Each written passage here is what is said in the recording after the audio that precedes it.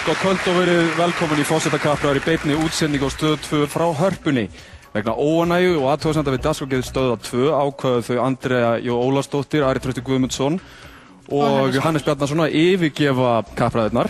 Þannig að við höldum bara áfram með þeim frambjóðendum sem eftir standa og það eru þau Ólafur Ragnar Grímsson, forseti Íslands, Þóra Arnórsdóttir og Herdís Þorgeirsdóttir. Verið velkomin. Takk fyrir.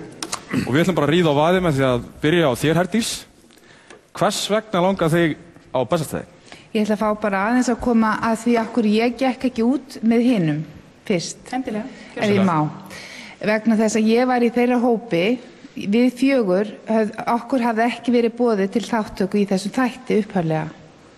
Og það blossaði upp mikil óánægja í samfélaginu vegna þess að þrátt fyrir allt virðist það vera þannig að lýðræðisvitund almennings sé nokkuð vakandi.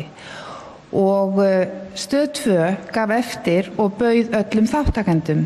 En fyrir tilviljun í dag komumst við að því að það var búið að raða þessu þannig niður að við ættum að mæta 2 og 2 en ekki að vera saman 6.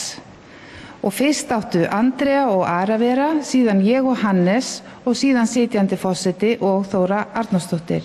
Þau fóru yfir ástæðu þessa? Já, það er bara ég ætla að segja, við sendum frá okkur yfirlýsingu í dag vegna þess að ég vildi ekki koma hingað inn og efna til einhverja leiðinda, heldur vildi ég senda yfirlýsingu áður og það féllust allir á það og það var send yfirlýsing til fjölmiðla og þar voru útskýrðar þessar ástæður og jafnframt var farið þess á leit að það yrði dregið það í hvaða tímaröð við myndum koma fram. En þið stjórnið ekki í dagskrárgerð Stöð 2, þannig að við skulum bara gera gott fyrir stöðu sem upp er komin.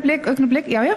Ég er hér vegna þess að það er mikilvægt tækifæri að koma fram og ávarpa áhorfendur og ég vil ekki bregðast þeim, það var búið að kynna dagskrána, þess vegna er ég hér en ég lýsi því yfir að ég tek undir þeirra sjónarmið að það hefði átt að hafa okkur öll saman. Gott og vel. En að öðru leyti þakka ég fyrir að hafa verið boðið. Takk fyrir þetta, Herdís.